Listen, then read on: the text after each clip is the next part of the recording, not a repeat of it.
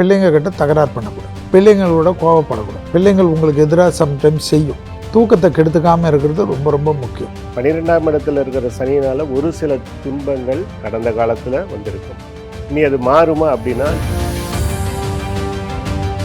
இப்போது குடும்பத்தில் வந்து பார்த்தீங்கன்னாக்கா ஒரு சுப நிகழ்ச்சி நடத்துறதுக்கான ஒரு காலகட்டமாக இப்போ அமைய போகிறது. இந்த உடல் ஆரோக்கியத்தில் மட்டும் கொஞ்சம் கவனமாக இருந்துக்கிட்டிங்கன்னா,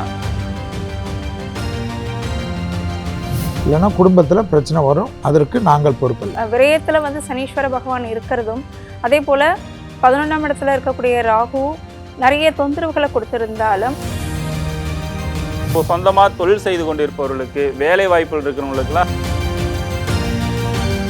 இப்ப நேர்கள்லாம் எதிர்பார்த்துட்டு இருக்கக்கூடிய 12 ராசிக்கான பாசிட்டிவ்ஸ் அண்ட் நெகட்டிவ்ஸ் பார்த்துடலாமா பலன்கள்ல?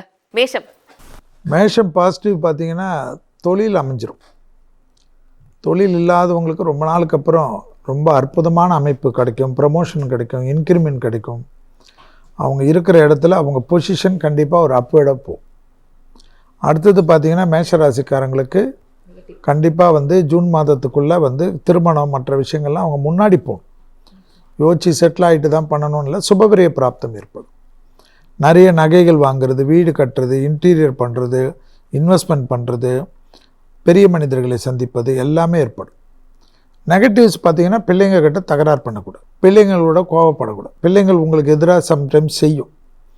உடனே நான் தான் அப்பா, நான் தான் அம்மான்னு சொல்லிட்டு அந்த உரிமை எடுத்துக்கின கத்துறதெல்லாம் பண்ணிங்கன்னா தப்பு வரும். பிள்ளைகளுக்கு நல்ல தோழனாக தோழியாக மாறக்கூடிய அமைப்பு மேஷத்துக்கு முக்கியம்.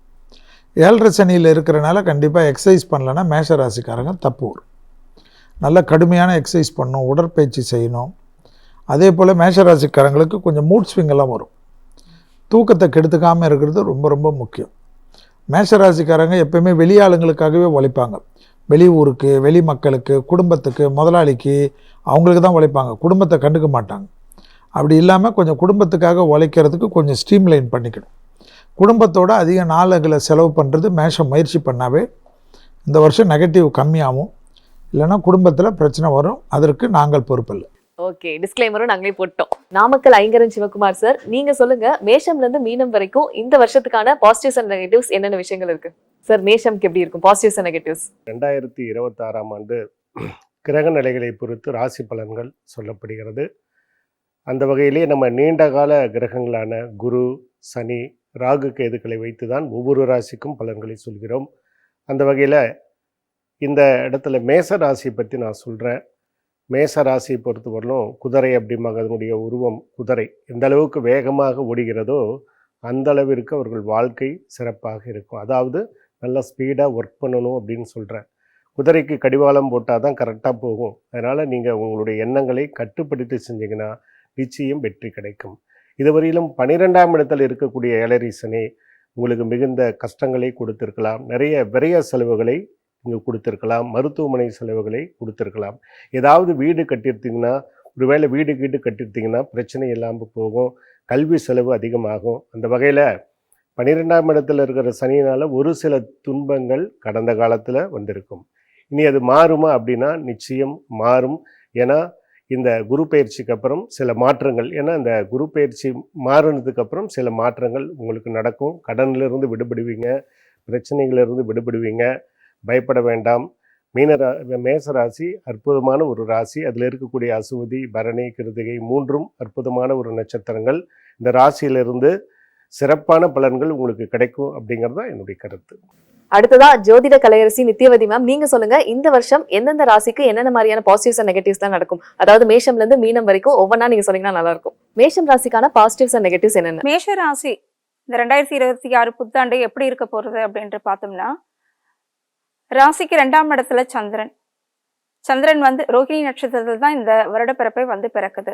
அப்போ மேஷ ராசிக்கு வந்து பார்த்தீங்கன்னாக்கா இப்போ வரக்கூடிய காலகட்டம், ஏன்னா விரயத்தில் வந்து சனீஸ்வர பகவான் இருக்கிறதும், அதே போல் 11ஆம் இடத்துல இருக்கக்கூடிய ராகு நிறைய தொந்தரவுகளை கொடுத்திருந்தாலும், இதுக்கு மேலே அதாவது ஜூன் மாதத்திற்கு மேலே இவர்களுக்கு வந்து மேஷராசிக்கு வந்து ரொம்ப நல்ல காலமாக மாறப்போகிறது.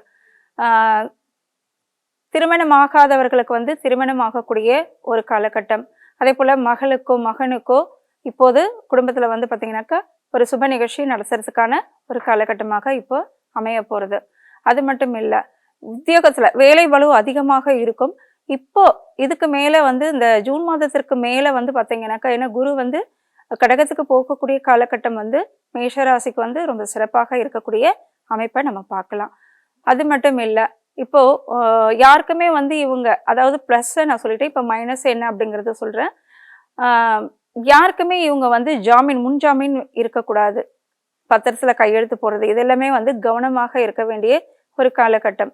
அதே போல் இவங்களுடைய 9ஆம் இடத்தையும் குரு பகவான் இப்போதைக்கு பார்க்கிறாரு. அதுவும் வந்து பார்த்தீங்கன்னாக்கா ஒரு தந்தையார் வழியில் வந்து சொத்துக்கள் கிடைக்கிறதுக்கான ஒரு வாய்ப்பும் இப்போ இருக்கு.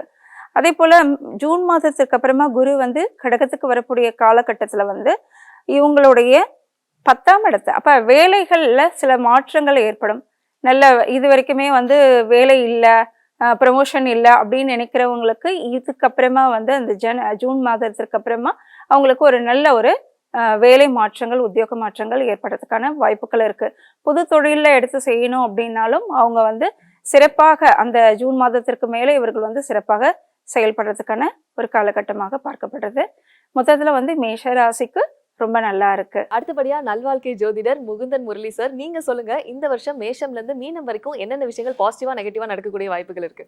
இந்த 2026 ஆண்டு மேசராசி நேயர்களை பொறுத்த வரைக்கும் இந்த ஆண்டு மிக அற்புதமான ஒரு ஆண்டாக அமைய இருக்கின்றது. அதே போல விவசாயத்து துறையில் இருப்பவர்கள், பள்ளிக்கூட குழந்தைகளை படிக்கக்கூடிய நபர்களுக்கு, சொந்தமாக தொழில் செய்து கொண்டிருப்பவர்களுக்கு, வேலை வாய்ப்புகள் இருக்கிறவங்களுக்கெல்லாம் நிறைய மாற்றங்கள் ஏற்படுத்தி கொடுக்கக்கூடிய ஒரு சிறப்பான ஒரு அமைப்பாற்றல் இந்த ஆண்டு இருக்கின்றது.